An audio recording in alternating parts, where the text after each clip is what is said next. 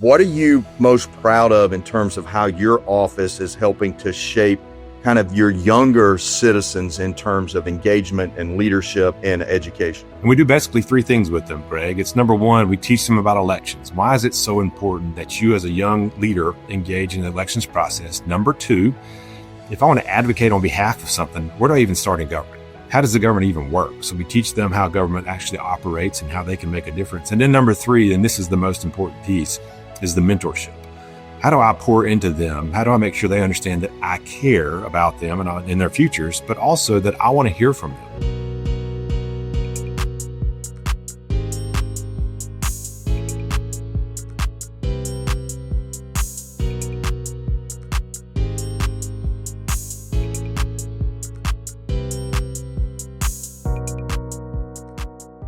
Welcome to the Leadership Unscripted podcast. Today, I am honored, excited, and just overjoyed to welcome my new friend and a leader who embodies that exact mission that I just talked about, Mississippi's Secretary of State, Michael Watson.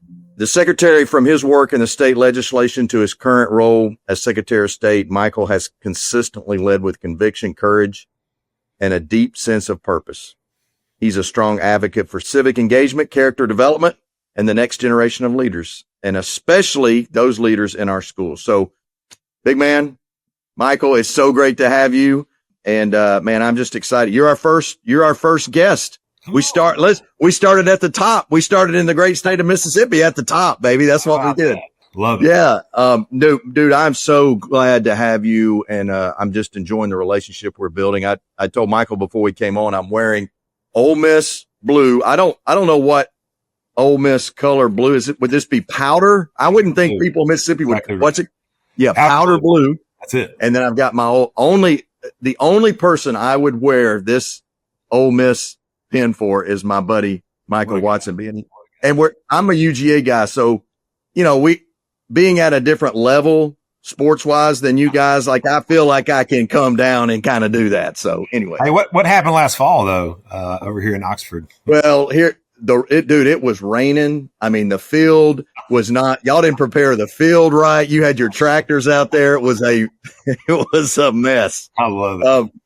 But hey, listen, let's dive in, man, because I'm excited to talk to you today about, leadership, specifically about next gen leadership. But I want to spend a little bit of time just letting people get to know you and kind of your heart as a leader. So let's just kind of start with you.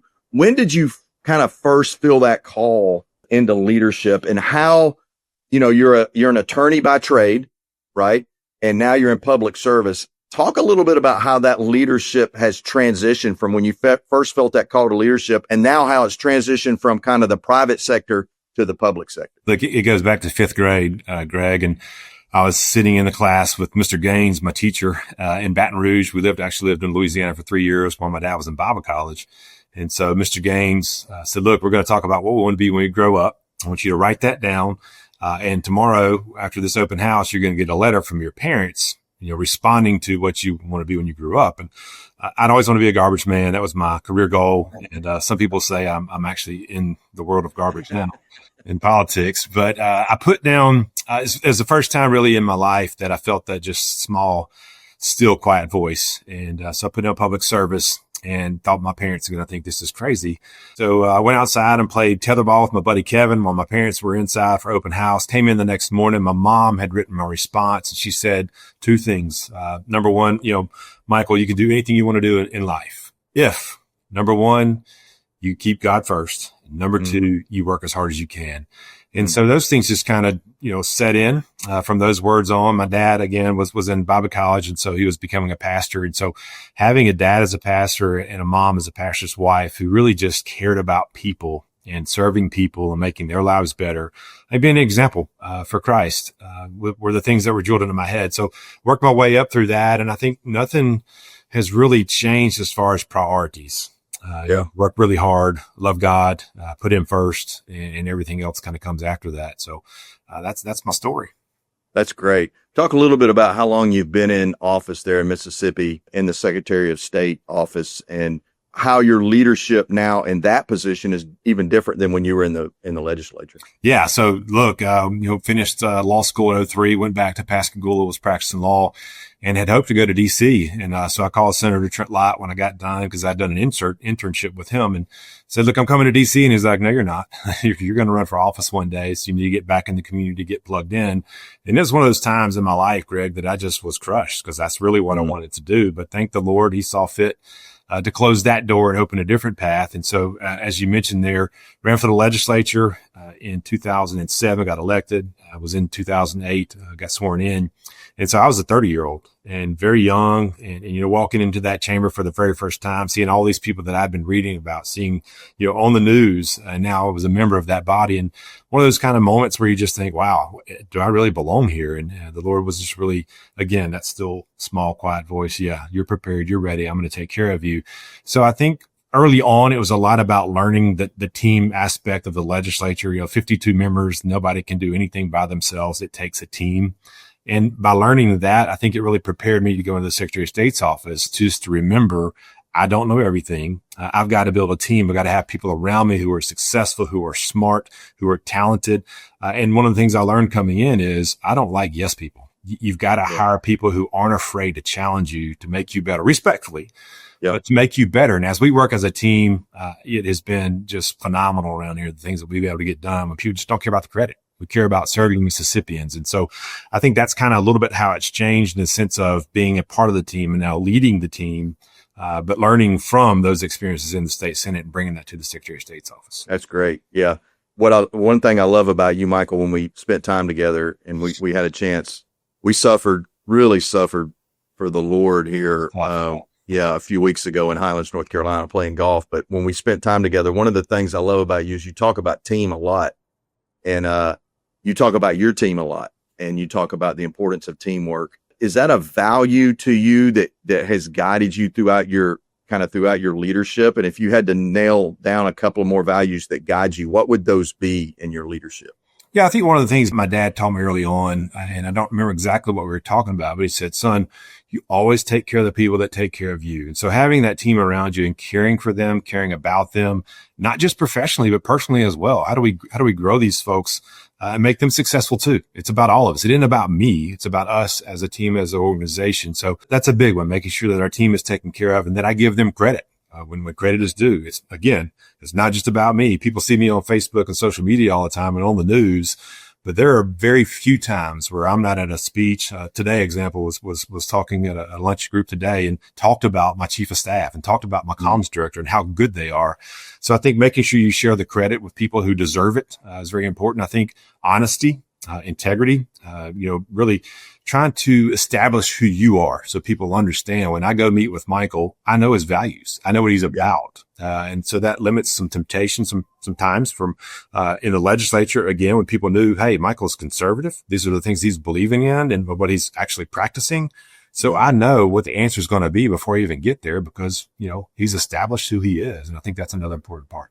I was telling my wife, we were talking about you on the way home, and Michael's a visible representation of solid values. Like you can see the values that you have and how you interact. And I know your team feels that too. And listen, my guess is that the state feels that, and the state's, they should be honored to have you. At least a majority of them do. Mississippi, man, has really been on the forefront and taken some big steps in terms of education and kind of civic engagement. What are you most proud of in terms of how your office is helping to shape kind of your younger citizens in terms of engagement and leadership and education? Yeah, look, not just because you asked this question, but I think this is one of the best things we've done in my 5.5 years here so far. We had the leaders of Girls State. You're familiar with Girls State, Boys State? Yeah. The American Legion.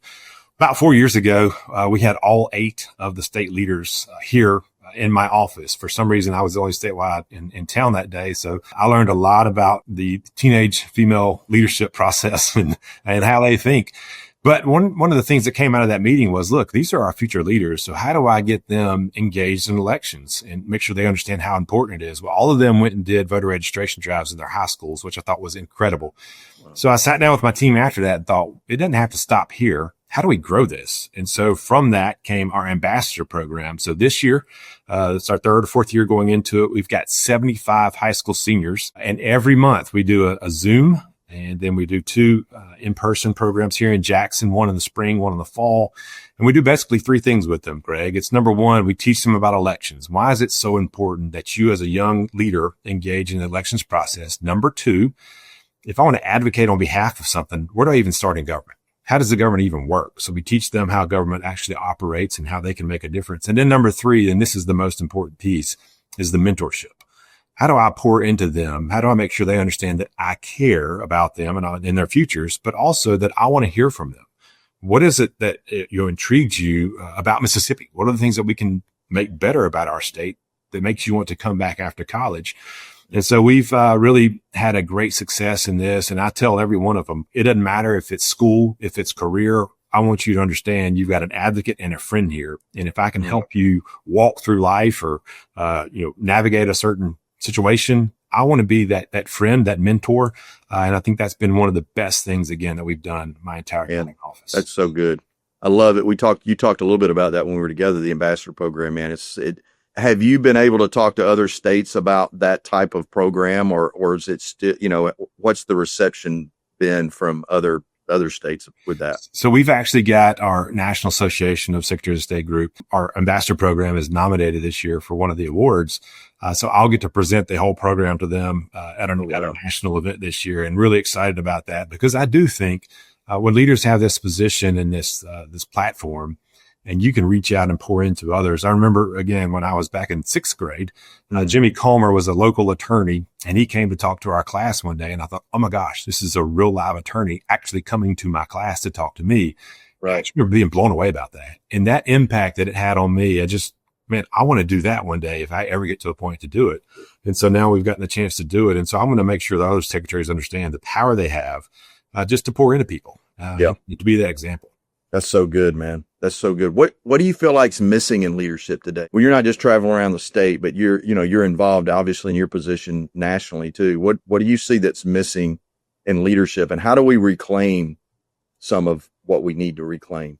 Yeah, two things there. One, I think I would give a lot of credit to my friends in Rotary when they say service above self. Far too often, I think we see elected officials who are about self. How do I grow my brand? How do I get more power? How do I get more famous and more popular? As opposed to, how do I do my job and serve others? And so I think, number one, we've got to recognize that. Number two, how do you respond to that? Well, it's by being an active citizen, engaging in the election process. When you see these folks who say, you can tell who's in it for the right reasons and who isn't. So when you see those folks who are in it for themselves, send them home. Those are the folks that, hey, let's make sure we got servant leaders here who understand you are the boss. The elected, individual works for you. And so if they're not doing what they said they were going to do, if they're not serving and leading through service, maybe that's not the right person for the office. Man, that's good. Man, that's good stuff. Boy, that's hard. That's a hard thing for people to see, right? I remember back when my dad was and my dad was just a kind of a local councilman, but he was kind of bent towards politics, and he would hang out with, back then it was in the 80s, you could just go to the governor's mansion. You didn't even need an appointment. And we'd go down there and meet, and I'd get to be around all that and see how much politicians wanted to serve. Like, they just talked about their people all the time. In fact, there's very rarely did they talk about policy, and most of them agreed on the policies at that time. Right. And now it seems not just in politics, but in the world, it's become very self-involved leadership and not servant leadership. And that's what I love. Let's talk about the next gen. How do you think values-based leadership can kind of play a role in the lives of young people today? And especially when it comes to how they have to navigate choices and peer pressure. And we see a lot, it's just elevated the mental anguish that students and people are going through, young people are going through today, and uncertainty about their future. How do you think values-based leadership can help change that? It's so incredible, Greg. The idea of authenticity when it comes to this leadership, and for our younger listeners, for our future leaders, I think one of the biggest things that really helped me was defining myself. And, as a believer, what are the values that are important to me? And when people can see that you believe in the core values that you have and you live them out, they are drawn to that authentic, this person knows who they are. Even if there are things that I don't necessarily agree with them on, or maybe even don't necessarily like about them, they are so real. And so I think this next generation is looking for that authenticity. And one of the ways that you can do that is, again, dig into the word and get into good youth groups and find those mentors that can kind of help lead you. And as you become more sure about yourself and understand, hey, God actually did design me and craft me. He handcrafted me for a great reason, for a great purpose. And you understand that and you follow that. People see that authentic, who you are, and they love it. So I would just encourage our young people, be who you are. Base your beliefs obviously in the word, find you a good mentor, and then don't be afraid of that authentic piece that you can play. And people are just drawn to it, which makes you a leader. So studying these leadership principles are so important in that regard as well. Yeah, that's so good. And we have just, we've been so thankful that you've kind of been leading the charge for us there in Mississippi to get some of our I lead, values-based, leadership-biased kind of material into these schools as we begin to pilot that in Mississippi. Because, you and I both agree, and, your state superintendent, that this could be something that begins to change the course for students. We believe we've got the answer, right? The answer to the anguish that students feel is not that they need to learn. We're not against education. They need to learn more, but they need a baseline, right? There's got to be a baseline that I've got to understand who I am and the identity of who I am and be able to lead from that.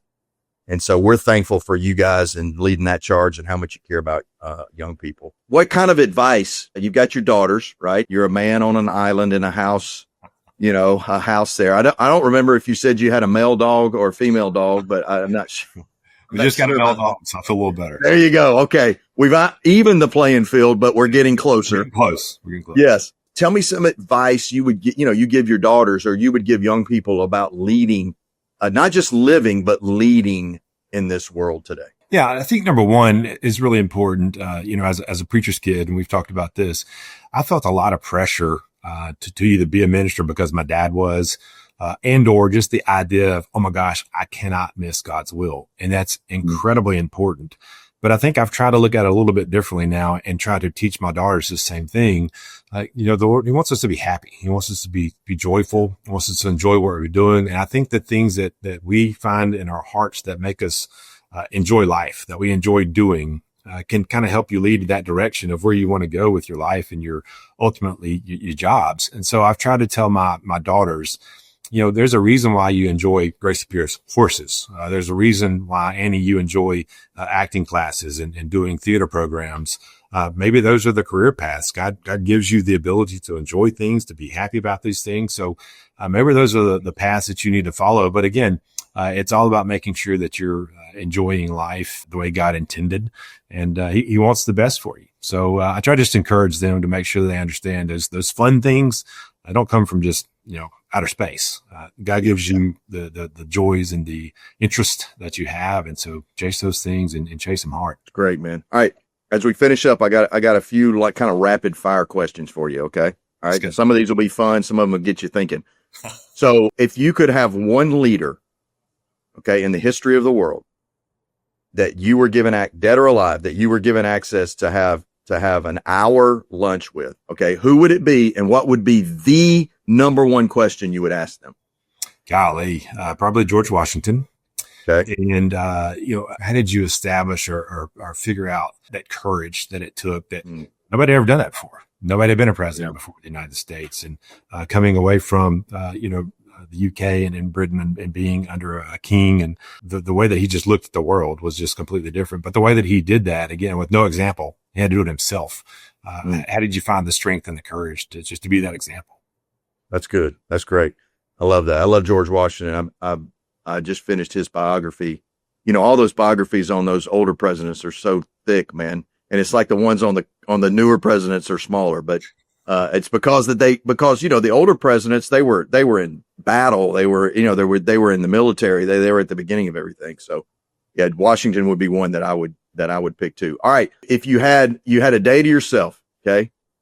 Lauren said, honey, go out, go do whatever you wanted to do for a full day. Okay. What would that be? Probably be either, finding a way to, Augusta, and spending the day on the course there, or maybe Wade Hampton and Headwaters with my buddy Greg, whipping you on the golf course. I'm not saying do something you've already done. You already did that. You already did that 3 times, by the way. I mean, unbelievable. Oh, I played the other day over here at Sugarloaf and played so much better. I was like, I got to film this so Michael can see that I actually can play golf. I actually can play golf. Let's talk football. Okay. I'm going to end this with football. It's good. Ole Miss, finish this sentence. To win the national championship, Ole Miss will have to what? Not go undefeated. I get it. We'll have to what? Find a solid run game. Okay. Coach Kiffin has always been really good with an explosive, fast offense. And I think if we can have a solid run game this year, we're going to be just fine. Our defense is going to be strong. Got a lot of folks coming in, filled a lot of holes through the portal with the portal king. And our quarterback, young guy, Austin Simmons, he's going to be fantastic, though. So I think the run game is the key. That's great. That's great. All right. Give me a record. Ole Miss record. I think we can pull off maybe 9-3, 10-2. Surprise some folks and up to the playoffs. And one of those losses may or may not come in Athens later this year. May or may not is what you're saying. Okay. All right. Well, we're going to make sure that we water down that field. I can tell you right there where nobody can do anything like y'all did over there. Yeah, exactly. Hey, listen, man. Again, overjoyed that you're our first guest. I wouldn't want anybody else to be our first guest, just the relationship that we begin to form. And I was excited to see you today, and I can't wait to see you again. I just appreciate your time. I appreciate your service to Mississippi, but to the country, what you're doing for us to help us join and align with reaching the next generation, man. You're a fantastic leader. I know your state recognizes that. I know we recognize that. So, man, I love you and appreciate you. I love you too, buddy. And look, this doesn't happen without people like you who can pour into my life and to my heart. So thank you for your friendship, your mentorship. Look forward to some good days ahead. You too, buddy. Appreciate you, man. Thank you. All right, Greg. All right, take care.